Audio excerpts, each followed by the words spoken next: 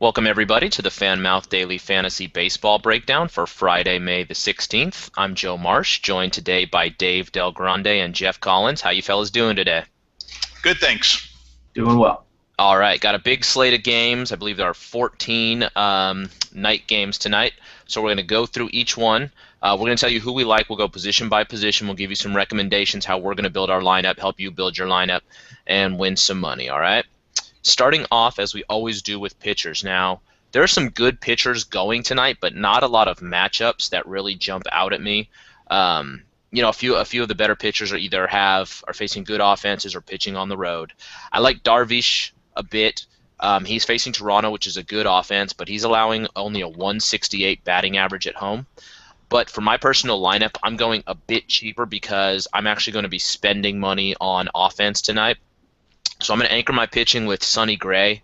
He's been good on the road this season. In 3 starts, he's got a 1.23 ERA and a 1.71 batting average against. I'm probably going to pair him with Tanner Roark, who hasn't allowed a run at home this season, giving up just a 182 batting average, and facing the Mets, who are hitting just 229 as a team. He's not a huge strikeout pitcher, but he's pretty consistent. He's had at least 5 strikeouts in all but 1 start, but I'm looking more for a good shot at a win, a low run total, possibly a quality start. Jeff, where are you going with your pitching staff today? I think I'm going to have some guys that not a lot of people are going a little bit off the path here. I'm going with Jorge De La Rosa. Of course, in Coors Field, you never take pitchers, right? But we also, one of the first things I think all of us do is look to see who San Diego's playing, who Miami on the road, who they're matched up against, and there's certain matchups we look for. With San Diego, they are the worst offense in the league. They just traveled last night from Cincinnati to Colorado. It's cold there right now. It's going to be a little bit rainy. I think they're going to get it in. If there are any major weather concerns leading up to game time, you should never start a pitcher. But if it looks like they're going to play it and it's just going to be cold and ugly, then that's perfect. So Jorge De La Rosa, I think he's going to be able to get, a quality start, 6 innings, maybe give up a run, get 5 strikeouts. He gets around 8 strikeouts per 9 innings, so that's solid too. I know it's risky taking a pitcher at Coors Field, but that's the main guy I'm leaning towards. Yeah, that's a pretty interesting strategy. I don't have the exact numbers in front of me, but I believe San Diego's hitting like 190 on the road or something like that. They're a terrible traveling offense. Dave, what are you thinking? Well, I'm thinking I don't like De La Rosa. I'll say that. I think San Diego's actually an improved offensive team. They're starting to get guys back. Carlos Quentin is back in the lineup now. They just faced a left-hander yesterday in the second game of the doubleheader at Cincinnati, and they won that game.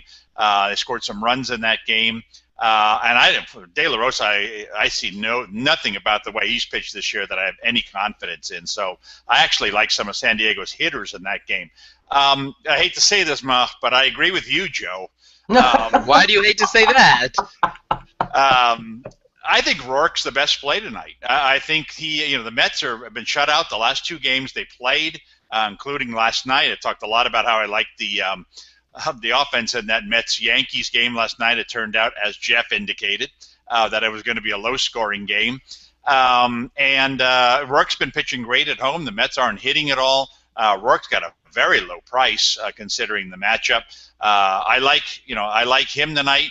Darvish is a good play, but as you guys have been talking about, Darvish is up against a pretty tough opponent, against a pretty decent pitcher. Gray is up against a decent pitcher. I think a lot of these games are matching 2 good pitchers tonight, and I don't like going down that road. I'd rather take a chance with and more what I would consider a mismatch. I like Simon of the Reds tonight in what I would consider a mismatch. Kendrick's been pitching terrible, and I think the Reds are going to beat the Phillies handily tonight. Phillies are not a good hitting team. So I'm probably going to end up saving money on those 2 pitchers and stockpiling a bunch of good hitters. Hey, let me defend De La Rosa, okay? Dave wants to hate on De La Rosa, okay. So let me talk about him. I don't see how you can't like anything about De La Rosa. His last 5 starts, he's got the win in 4 of those. 5 of them have been quality starts. He hasn't given up more than 3 runs in any of them. How can you not like anything about De La Rosa this year? 170 whip in his home starts this year. How many home starts? 3 home starts. That's one of the second worst, I think, of all the pitchers going tonight. Like you said, maybe that's nothing personal, but that's the Coors Field factor. And like I said, I see signs of life in the San Diego offense. San Diego is hitting 722 now against left-handed pitching. That's a very, very average mark league wide. And then throw in the Coors Field factor. Like I said, I actually think San Diego is one of the top offensive things going tonight. I don't think that that's going to be an unpopular opinion. I agree that a lot of people are going to look to San Diego for value because of the baked-in Coors Field effect and the value there. But I understand that my pick here is a little bit bold, but there are definitely things to like in De La Rosa. I don't think that it's been just all ugly all season, especially his last 5 starts. So that's a great. I mean, obviously that's a good tournament strategy. If you're on the guy and no one else is, and he has a good game, that's how you win big. I will say in his defense, he's going to get plenty of run support. Absolutely. So, oh yeah. Not to tip you off about who I'm on today, but and then we didn't even mention Lester and Scherzer, but Dave, you kind of said it. I mean, they're going up against each other. Scherzer would be a great pick, but Boston's offense is good at home, and that it's going to be tough on both of them to earn a win tonight. Whereas someone like Rourke or De La Rosa is probably going to have an easier time earning a win. And go ahead, Dave. I'd say the same thing about Santana and Lynn. St. Louis and Atlanta are 2 very poor offensive teams. I'd like to go against either one of them right now, especially Atlanta. Lynn's a very good pitcher. Santana's, is having a real good season, but here we go. They're going up against each other, so I tend to shy away from that. Jeff, final word on pitchers? Yeah, those are great points. I think those top options today all have something, going against them. Like for me, I wanted Lynn, but because like you talked about, Atlanta's an awful offense, but yeah, I can't take him going against Santana. I don't think there's a ton of value there, so I'm going to go cheaper. It looks like the only guy out of those top guys I like is Zach Greinke. He has pretty good success against Arizona over his career, and Arizona is their offense is sputtering a bit lately, so I kind of like Greinke as the top option, but De La Rosa is going to be in all my lineups, I think. All right, moving over to catcher. Dave, kick us off there. What do you got? Well, if you look at the splits, Jeff style here, I'm going a little deeper than I usually do into the stats. In the Giants game against the Marlins, Alvarez has what is the term? Reverse stats. Reverse splits, yeah. Terrible against right-handed hitting, and the Giants. You look at the Giants' power in their lineup; they're hitting very well, but with Pence and Posey and Morse, all big right-handed hitters, I think. I think Alvarez is in a lot of trouble tonight. Alvarez, and so I'm looking maybe to get all 3 of those guys in the lineup. But let's start it off with we're talking about catchers, so I'm going to say give me Posey tonight, definitely. Jeffrey, I have a feeling that Joe might be with me on this, unless he likes the other guy on this team. But John Jaso, man, leading off now for the A's a lot of times for 5,600 on Fanmouth. He's one of the cheapest catchers out there, and you get a guy that's leading off, hitting really well. This is a team that is actually rested. They had an off day, and John Jaso in his last game that he played hit a home run. The game before that, he went like 3 for 5. I mean, he's hot right now. Game before that, home run. Game before that, home run. I mean, I'll take John Jaso. Yeah, that's a good option. That's a guy I've been on a lot. I had Norris in my I like Norris. Like you said, they were off yesterday. There's no guarantee they may start Norris even against a right-handed pitcher because he's crushing right-handed pitching as well. So I'd say check the lineup. Both those guys are good plays. Also, I would add in Hank Conger. I'm big on the Angels as well today. Chris Archer has been terrible on the road this season. He's got a 6.35 ERA on the road, 3.19 batting average against. I believe Conger's usually in the lineup when they face a right-handed pitcher. He's got a 921 OPS against righties. So I do like my Angels today, and he's another cheap option. Him or, like you said, Jaso are good cheap options to help you build the rest of your lineup. Let me throw a low price option out there as well, since we've been debating this Colorado game. But one of the highest catchers tonight, OPS, against the style of pitcher he's facing, is actually Rivera of the Padres. He's coming off a home run yesterday against a left-handed pitcher. He's a big, powerful hitting catcher in a home run hitting ballpark. I think he's looking for a cheap guy. Here's a guy to consider. All right, Dave, who do you got at first base? I didn't really like the choices at first base tonight. Everyone.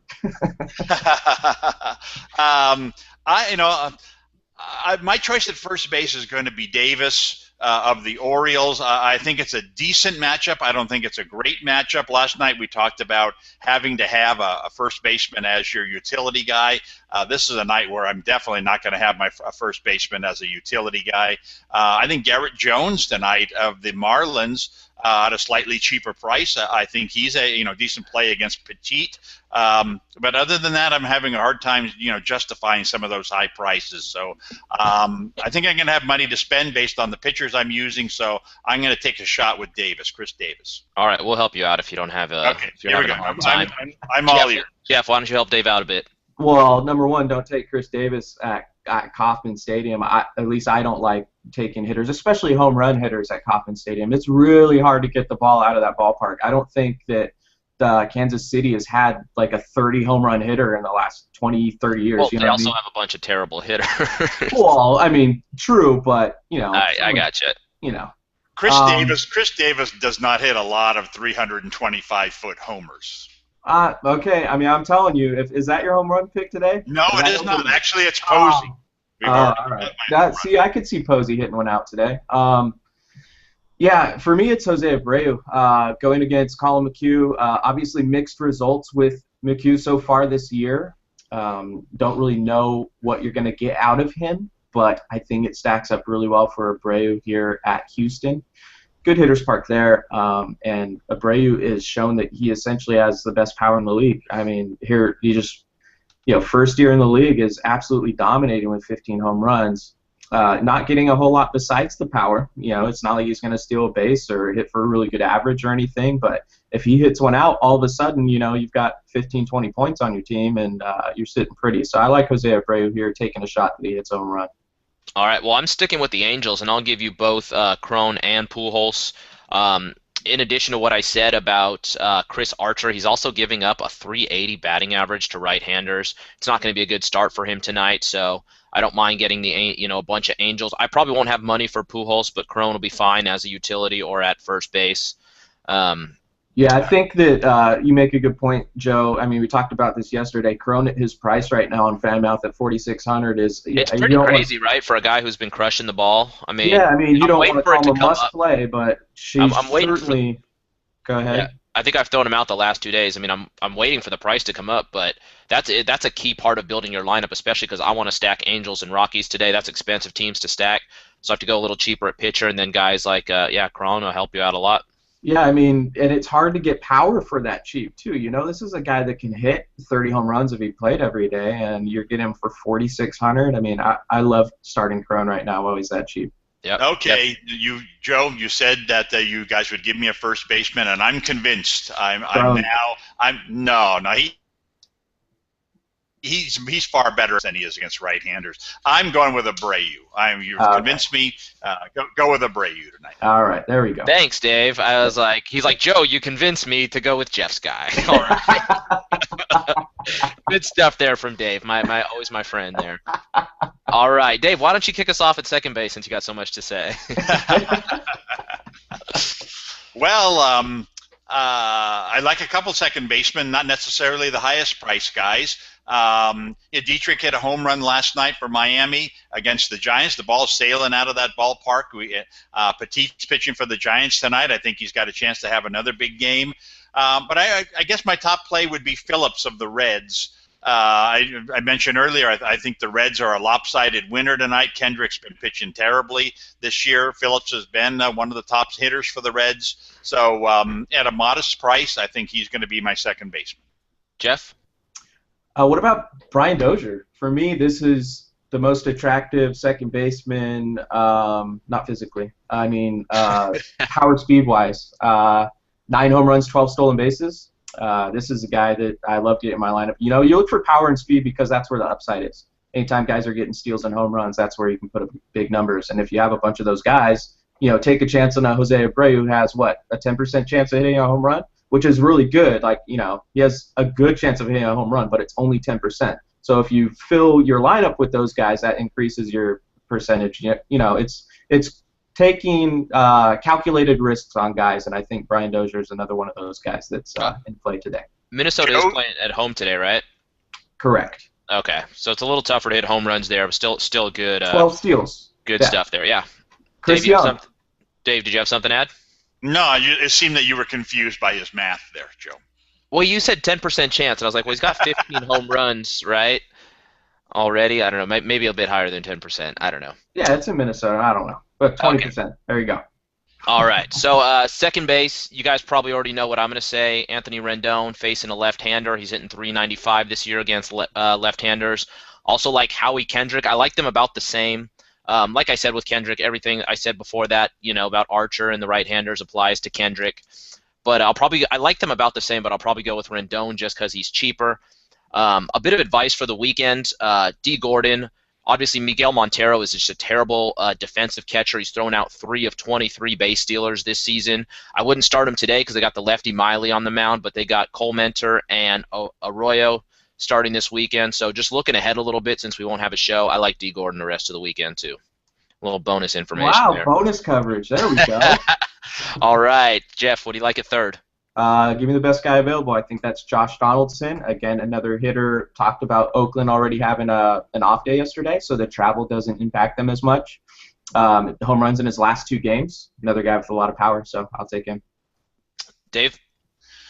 I'll go with the hottest guy going at third base. I'll go with Arenado tonight for Colorado against San Diego. I think it's a good matchup for him. I also consider Frazier of the Reds. I've talked about the Reds game, but I'm definitely going to want to play some Colorado guys. I think that's something we've already talked about and agreed upon to get some of their guys in the lineup.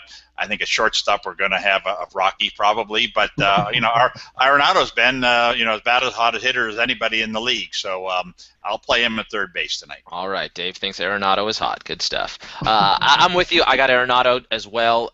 For my expensive option, I believe I can afford him. For a cheaper option, I'll throw out Casey McGahee. Petit's allowing a .316 batting average to right-handers. McGahee hits righties well. He's got a .328 batting average. So he's a guy I think is a good and cheap option, to help build your lineup. You know what's shocking about him, though? I noticed this yesterday. You think of him as a power guy. He has no power. For a third baseman, he's zero. Yeah, well, that's cleanup, though, and he has 1 home run, right? I mean, that's the only thing that makes me say no to him. But I agree the matchup is great. We didn't talk at all about Petit today, who's starting, and it looks like a really good matchup for him. Marlins on the road. We always talk about that at Alphabet Park. But it looks like a good matchup for Kane last night as well. True, and a lot of times with spot starters, the thing is that you typically go 5-6 innings max. You're not prepared to start, so you're not doing all the things throughout the week that you normally would to prepare. And, he has shown that he's very inconsistent. He had 1 game against San Diego where he pitched really well, extremely well, only pitched 6 innings, and then he got blown up by Pittsburgh. So it's a guy on the pitching side you definitely don't want to play. And hitting-wise, I'm going to be looking for a Marlin or 2, but probably not McGahee.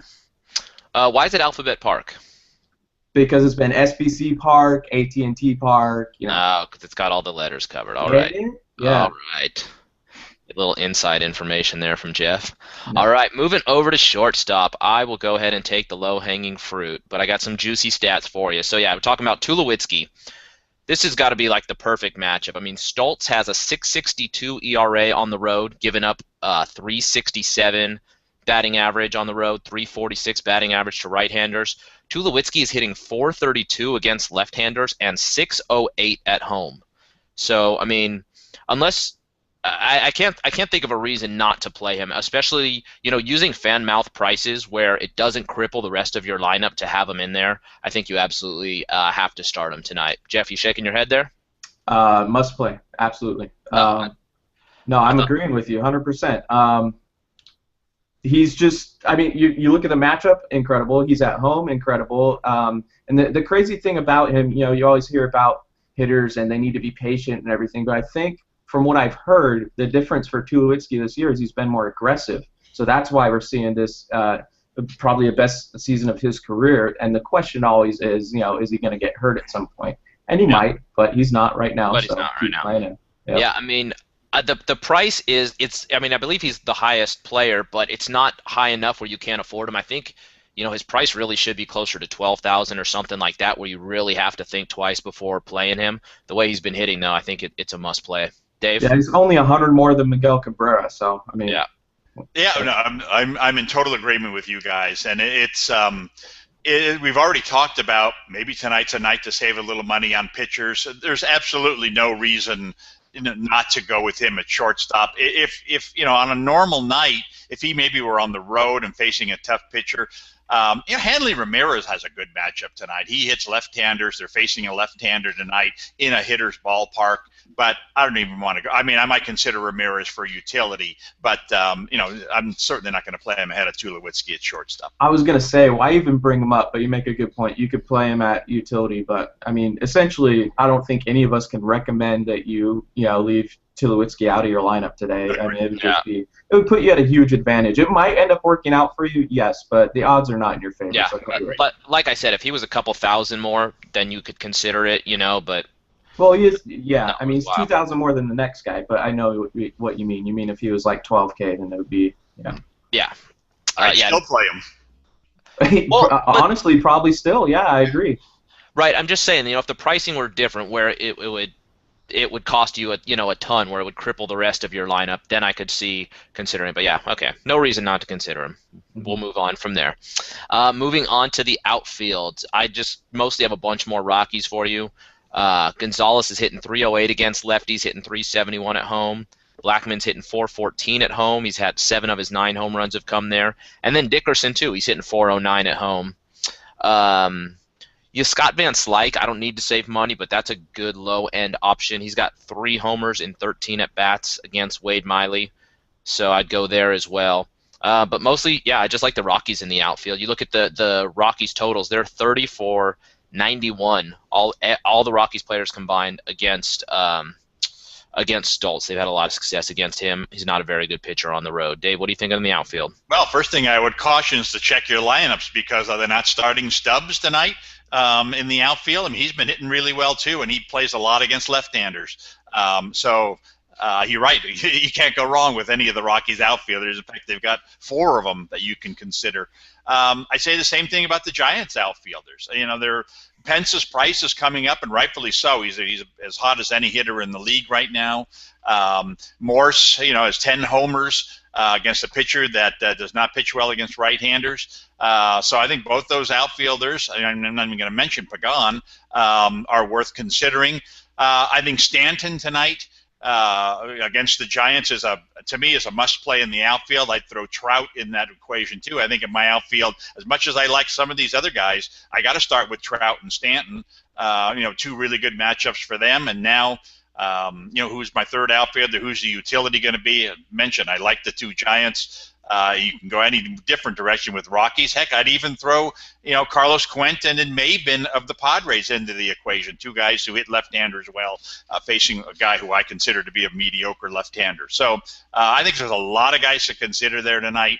But I'm going to say I'm going to anchor my outfield with Stanton and Trout. Jeff, did we leave anything there for you?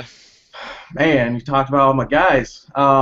A cool story, though. Well, not that cool of a story, but a story. Mike Trout. The best thing about Daily Fantasy Sports is essentially what happened to me last night. Is last game of the night, you got Mike Trout at the plate, hits a walk-off home run for me to cash in all of my lineups. Like if he strikes out there, I'm done. I lose all my money. Mike Trout hits a home run, I make all my money. It's like that's what makes Daily Fantasy Sports so awesome. So I'm on Trout again. I think his price, again, looking at him compared to the rest of the outfielders, he's 200 more than Bautista. I think he's a much better option than Bautista today. So I think he's a great play, and Stanton is a must play. He's my home run pick for the day. attacking Petit again. I talked about the weather a little bit yesterday in San Francisco, wind blowing straight out to the water at 10 miles an hour. That's pretty significant, and you saw it happen yesterday with a few home runs against two pitchers that are projected to do really well. I cautioned that Vegas over-under of 7 might be a little lower than it should be, and that's the case again tonight. It's going to be a game where I think a couple of hitters can get some out of the park. Dave's hoping Posey does. I'm hoping Stanton does. But, yeah, I think those are great plays, and I think any of the Colorado outfielders, whoever it ends up being in that lineup, are going to be great plays. Blackman's one of my favorite plays, period, on the site. 8,600, leading the outfielders in scoring fantasy points per game. And then Yasiel Puig, I don't think you guys mentioned him, but he's at 8,100. That guy's a must-play too. He is absolutely on fire right now. Team that got an off day, right? But this is like the one team that you just wish they didn't have an off day so Puig can stay hot. He's been on fire lately. So I think if you're not playing him at 8,100, then you're probably doing it wrong. Yeah, just not enough spots for everybody there. Good stuff from Jeff. Yeah, and they're facing Wade Miley. I mean, the Dodgers should be able to get to him a bit tonight as well. That wraps it up. We'll go ahead and give you my final word. Like I said, I'm going to go save a bit of money at pitcher. I'm going to go Rourke and Gray more than likely. As far as offensive, I could build my whole lineup with just Angels and Rockies. I like those two teams that much tonight. Tulowitzki, absolutely covered it, must play. I've got him as my home run pick today. I'm actually counting on the double home run. This is the day that I leapfrog over Dave into first place in the home run challenge. So go ahead and mark that down. And then outfield, more Rockies. Gonzalez, Blackman. I like Mike Trout a lot too as well there. But those are the two teams that I'm focusing on. I don't have much else to say. Dave, final word. Well, I think today is all about the pitchers. I mean, there's a ton of good hitters out there. We've talked about it. Maybe the hardest thing to do is going to be to pare down what appears to be about 10 quality outfielders into 3 or 4 spots. And I agree with what Jeff talking about Puig there. I should have mentioned him among the other 8 guys that I mentioned. I think he's a great play as well. So that's you got to throw him into the equation. But to me, if you're gonna if you're going to win tonight, you're going to have to beat your opponent with your pitcher, and that's going to be tough to do because there's no obvious choices, which means that you and your opponents will probably have different guys going. So if you're going to study that extra 15 minutes today, put it into pitchers. And Joe and I agree on Rourke as being one of the standout pitchers. I mentioned Simon of the Reds as another guy I like. 2 low-price pitchers that are going to allow you to stockpile an all-star lineup of hitters. So that's what I would recommend doing. Yeah, that's good information from Dave because there are some good, there's a lot of good pitchers going, not necessarily matchups. Obviously, some are going to do well. It is a matter of finding those guys today, and maybe a bit of luck involved. And just to recap, Dave likes the National League in the outfield. So, Jeff, final word. Friday is the #1 day that you can get an advantage over your opponents because of the amount of time, the amount of research you can put in, because usually the games are all at night. Number 2, there's travel days for teams, and that's often overlooked. So if you pay attention to what team is traveling and has come from maybe all the way on the East Coast on a long road trip, now they're coming to the West Coast. I talked about San Diego coming from Cincinnati to Colorado last night, and now they got to play a baseball game today, and they're already a horrible offense. Look at that type of stuff, and you can find an edge in certain areas if you put the time into it. So Friday is absolutely my favorite day for daily fantasy sports for baseball. There's just a lot of stuff that you can look at, and I would encourage you today to look at teams traveling, and if they're coming off a day of rest, then maybe don't worry about it as much. Like with the Dodgers going to Arizona, they had a day off, so they're not going to be all tired. I think those hitters are good ones to attack. So, all right, great stuff there from Jeff. A lot of good stuff today. Thanks for tuning in. You can check out our full rankings at blog.fanmouth.com. Follow us on @playfanmouth on Twitter. Will we be back tomorrow? You guys doing anything tomorrow, or are we done for the weekend? I think we're done for the weekend. Okay. I'm going to provide written words of wisdom tomorrow. Oh yeah, there you go. Not to, and I'm going to be I'm going to study up a little on travel as well. You know, I do in my spare time. I'm a geography guy, and man, I could swear that I've taken that flight from Cincinnati to Denver before, a 3-hour flight where you save 2 hours in time. You get there in 1 hour. They got to their hotel in Denver last night. I'm talking about the Padres faster than they would have gotten to their hotel in Cincinnati traffic. No factor. There's no way you're saving 2 hours in time. This is what you're going to be. This is what you're going to be reading about in my blog. I didn't even talk about the altitude there, but okay, go ahead. There's no way you're saving 2 hours in time, is there? There are 2 time zones apart? They are 2 time zones apart. Yes, they are. And the fact that Denver's high altitude just means that the plane lands sooner. That's a rule. There you go. You save 15 minutes there. So. All right, I'm gonna go ahead and stop this before this train gets out of control. Thank you guys for tuning in. Check out the website tomorrow. Get some good stuff from Dave. He'll give you a bit of a travel advice.